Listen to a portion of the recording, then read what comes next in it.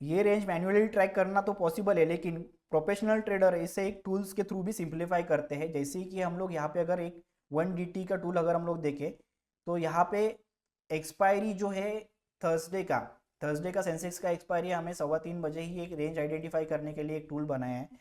तो उसको professional trader इसको इस टूल के थ्रू सिंप्लीफाई करते हैं। जैसे कि ये इंडिकेटर यहाँ पे हम लोग प्रीवियस डे ही ज़्यादा प्रीमियम डीके होने की वजह से प्रीवियस डे ही एक इस रेंज के हिसाब से ऑप्शन सेलिंग कर सकते हैं। एक्सपायरी के टाइम ऑप्शन ट्रेडर का सबसे बड़ा कंफ्यूजन होता है, मार्केट रेंज या साइडवेज रहेगा या फिर मोमेंटम के साथ ब्रेकआउट करेगा।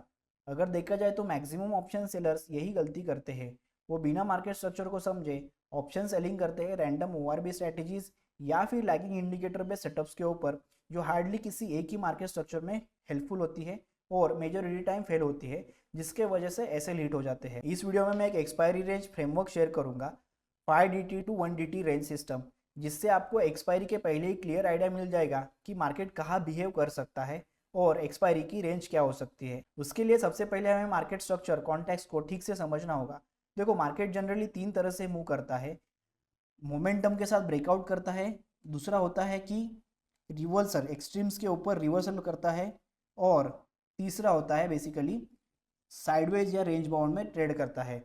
देखो, ऑप्शन ट्रेडिंग करने के लिए या फिर एक्सपायरी बेस्ड ऑप्शन सेलिंग करने के लिए, रेंज बेस्ड ऑप्शन सेलिंग करने के लिए तीनों को आइडेंटिफाई करना इंपॉर्टेंट होता है। स्पेशली ऑप्शन सेलर जो रेंज बेस्ड ऑप्शन सेल करते हैं, उन्हें मार्केट के स्ट्रक्चर को समझ के रेंज को आइडेंटिफाई करना बहुत ज्यादा इंपॉर्टेंट होता है। मार्केट स्ट्रक्चर को समझने के बाद ऑप्शन ट्रेडर्स यानी ऑप्शन सेलर को स्ट्रेटेजी मैपिंग करनी होती है। जैसे कि ब्रेकआउट या मोमेंटम के यहाँ पे बेसिकली हम लोग जो यहाँ पे ब्रेकआउट जो हुआ है अप साइड में और यहाँ पे डाउन साइड में, तो यहाँ पे डायरेक्शनल ऑप्शन बाइंग कर सकते हैं या फिर ऑप्शन सेलिंग भी कर सकते हैं डायरेक्शनल या डेबिट स्पेयर और other hedge based strategies use किए जाते हैं, लगाए जाते हैं।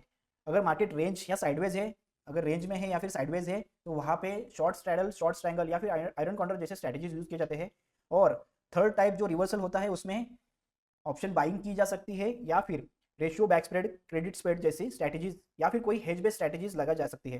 देखो, यहाँ पे इंपॉर्टेंट थिंग ये है कि गलत स्ट्रक्चर में सही स्ट्रैटेजी भी फेल हो जाती है। तो पहले स्ट्रक्चर को आइडेंटिफाई करना है, उसके बाद स्ट्रैटेजी मैप करनी है, स्ट्रैटेजी मैपिंग करनी होती है। रेंज बिल्डिंग के कंसेप्ट को समझने के लिए सबसे पहले हमें स्ट्रक्चर को चार्ट पे आइडेंटिफाई करके देखेंगे। ये जो रिवर्सल आया है बेसिकली, और ये जो एक्सपायरी मिली है या फिर ये जो रेंज मिली है पर्टिकुलर एक्सपायरी, ये एक ही दिन में नहीं बनती, वो बिल्ड होती है ओवर टाइम। लाइक जैसे ही हम लोग कंसीडर करें कि यहाँ पे थर्सडे का एक्सपायरी हुआ है सेंसेक्स का और यहाँ पे न्यू एक्सपायरी स्टार्ट हो गया है, तो उसके हिसाब से 5 डेज के टाइम के हिसाब से 4 से 5 दिन पहले ही एक बेस रेंज बनना स्टार्ट हो जाता है। बेस रेंज कैसे बन सकता है? मोस्ट प्रोबेबली जो प्रीवियस स्विंग हाई या प्रीवियस स्विंग लो है उसके हिसाब से अगर देखा जाए तो यहाँ पे एक जोन क्रिएट होने का चांसेस और उसी में ट्रेड होने का चांसेस बढ़ जाते हैं। जैसे कि यहाँ पे हम लोग ने एक जोन क्रिएट कर लिया, अभी यहाँ पे प्राइस जो है बार बार सेम जोन से रिजेक्ट होता है। यहाँ पे देखा जाए तो एक सेम जोन से यहाँ पे भी प्राइस ने रिवर्सल लिया है और यहाँ से भी प्राइस ने रिवर्सल लिया है और यहाँ से भी प्राइस ने रिवर्सल लिया है। तो ये उसी रेंज में मूव होने के चांसेस बढ़ते हैं और उसी की वजह से उस रेंज में एक्सपायरी का क्लोजिंग होने का चांसेस जो है प्रोबेबिलिटी बढ़ जाती है।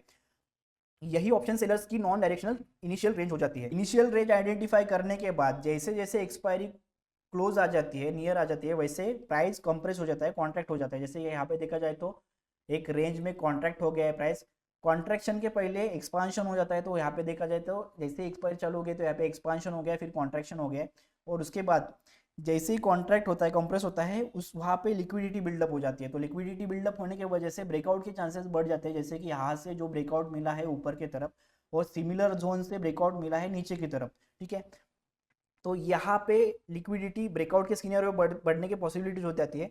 यहाँ सबसे ज़्यादा मिस्टेक क्या होती है, जैसे ही 1DT मतलब 1 डे टू एक्सपायरी का टाइम आता है तो यहाँ पे फेक ब्रेकआउट के चांसेस बढ़ जाते हैं। जैसे यहाँ पे प्रीवियस स्विंग हाई अगर कंसिडर करें तो एग्जैक्टली यहाँ पे है, अगर मैं यहाँ पे ड्रॉ करूँ तो प्रीवियस स्विंग हाई यहाँ पे है, तो यहाँ पे बेसिकली ये फेक ब्रेकआउट हो गया। उसके बाद 1DT 1 डे टू एक्सपायरी मतलब ये 0DT हो गया है। 1DT के हिसाब से देखा जाए तो यहाँ पे फिर से नीचे की तरफ प्राइस ब्रेकआउट किया है, और लेकिन अगर कंसीडर करें तो यहाँ पे प्रीवियस स्विंग लो जो है यही है। यहाँ से फिर से एक छोटा सा फॉल्स ब्रेकआउट करने के बाद फिर से मार्केट ने रिवर्सल कर दिया है। तो ये फेक ब्रेकआउट, स्ट्रैप मूव और सडन वॉलिडिटी आ जाती है 1DT की तरफ। ट्रेडर्स को लगता है ब्रेकआउट हो गया, लेकिन लिक्विडिटी ग्रैब होने के चांसेस ज़्यादा होते हैं और एसएल हिंटिंग बढ़ जाती है। एप्लीकेशंस तो करना क्या होता है, सबसे पहले वॉइड रेंज को आइडेंटिफाई करके ड्रॉ करना है। जैसे ही यहाँ पे अगर लास्ट वीक का अगर हम लोग कंसिडर करें या फिर करंट वीक का अगर हम लोग कंसिडर करें तो वाइड रेंज के हिसाब से प्रीवियस स्विंग हाई या प्रीवियस स्विंग लो जो है यहाँ पे 23,600 यहाँ पे है और 24,600 यहाँ पे है। और उसके हिसाब से हम लोग एक रेंज ड्रॉ करेंगे। रेंज ड्रॉ करने के बाद हम लोग ऑप्शन चेंज का कंफर्मेशन लेंगे। तो यहाँ पे अगर देखा जाए तो 24,500 का निफ्टी का जो कॉल ऑप्शन है उसके ऊपर सबसे हाईएस्ट ओपन इंटरेस्ट रेट है। जैसे हम लोग ने यहाँ पे कॉल का अगर देखा जाए तो सिमिलर रेंज में ही है।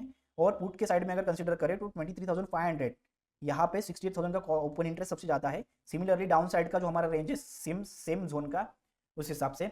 उसके बाद इस रेंज को आइडेंटिफाई करने के बाद हम लोग को ब्रेकआउट ट्रेडिंग और रिवर्सल ट्रेडिंग और रेंज के हिसाब से ऑप्शन सेलिंग करनी है। तो इस रेंज के हिसाब से शॉर्ट स्ट्रैडल हम लोग या फिर आइडन काउंटर यूज कर सकते हैं। उसके बाद ये पर्टिकुलर जोन अगर ब्रेकआउट होता है, अगर यहाँ से अगर रिवर्सल यहाँ से अगर प्राइस यहाँ तक जाती है तो यहाँ से रिवर्सल का ट्रेड लेना है नीचे की तरफ और स्टॉप लॉस रहेगा ऊपर का रेंज।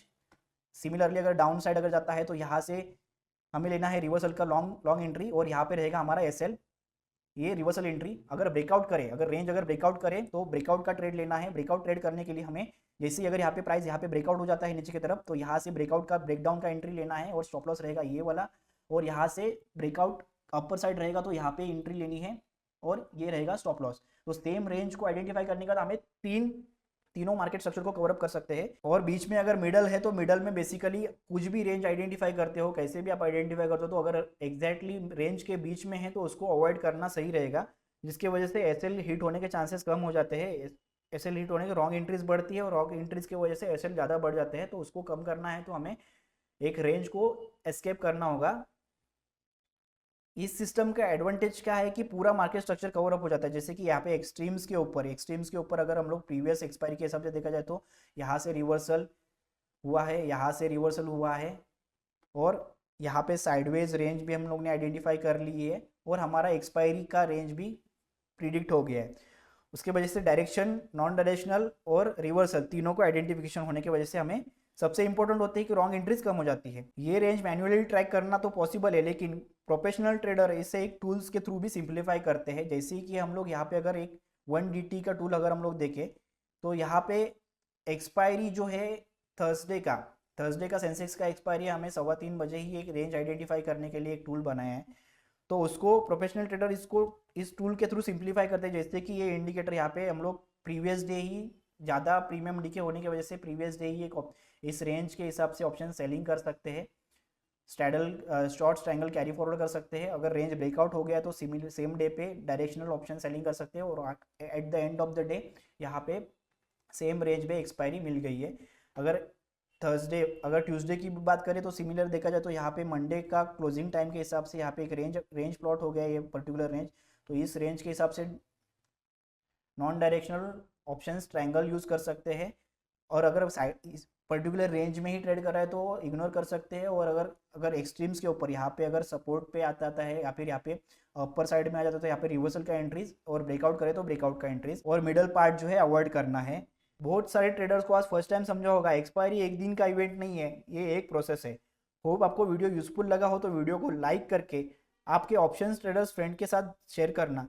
अगर इस 1DT टूल का या वीकली एक्सपायरी रेंज का डेडिकेटेड वीडियो चाहिए तो 1DT और वीकली रेंज कमेंट करना। और ओडिन ट्रेडिंग टर्मिनल जो professional traders, prop desk, brokerage use करते हैं उसका कंप्लीट डेमो ट्यूटोरियल देखना है तो राइट वाली वीडियो देख सकते हो।